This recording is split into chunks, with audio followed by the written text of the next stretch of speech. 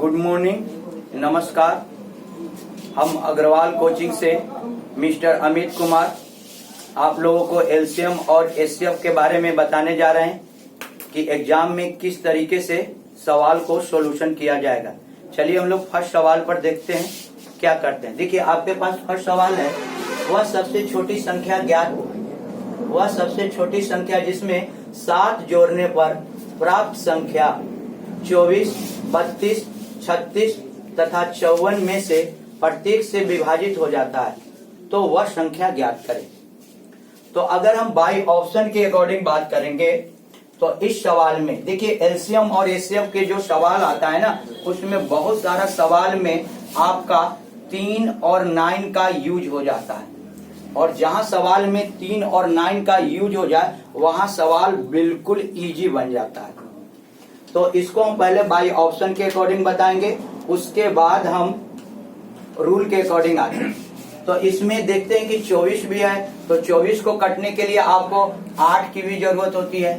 और देखते हैं 32 भी है, तो 32 को काटने के लिए आपको 32 से ही मल्टीप्लाई करना पड़ेगा।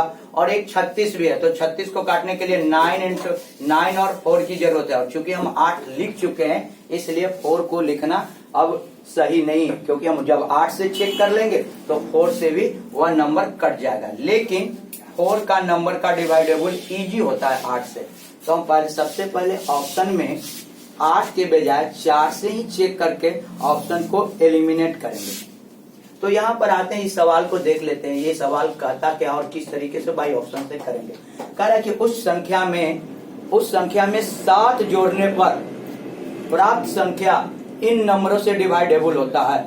कहने का मतलब ये हुआ आपका कि अगर एक जो आपके पास नंबर है उस नंबर में 7 को ऐड कर दिया जाएगा तो आपको इन संख्याओं का एलसीएम मिल जाएगा।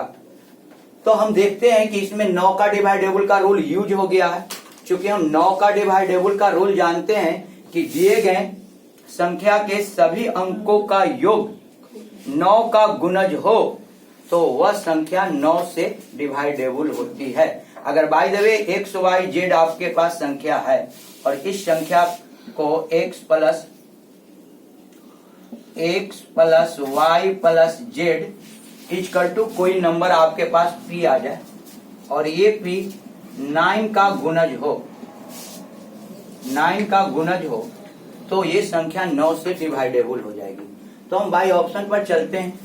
तो 5 2 7 7 4 11, और चूंकि हम जान रहे हैं कि उस संख्या में 7 जोड़ने पर एलसीएम प्राप्त हो रहा, तो 11 और 7 18, 9 से ये संख्या कट रहा है, यानी इस सवाल का आंसर ये हो सकता है।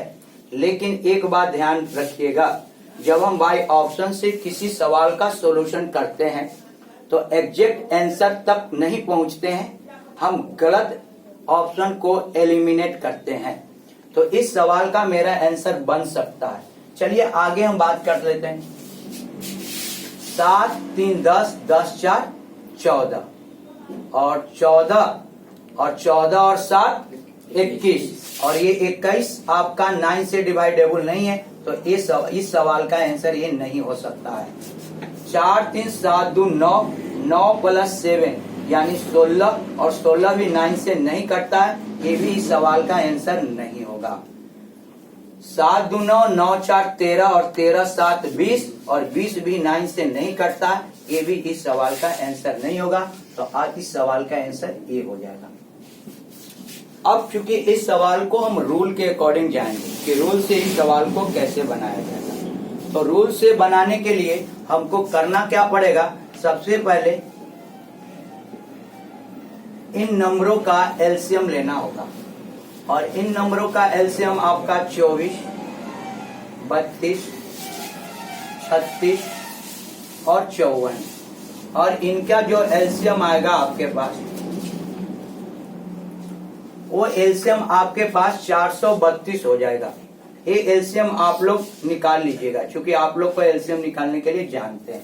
और इस सवाल का मतलब कर रहा है कि जो संख्या हमको चाहिए, बाय द वे मान लेते हैं कि वह संख्या हमको n चाहिए, और n में यदि हम 7 जोड़े तब हमको इन नंबरों से डिवाइडेबल होनी चाहिए, यानी एलसीएम प्राप्त होना चाहिए।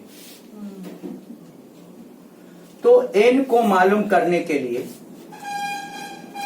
एलसीएम में से 7 को हटाना होगा और आपके पास जो एलसीएम आया है वह 432 माइनस 7 और इस सवाल का आंसर 425। इस सवाल का ये आंसर आपके पास बराबर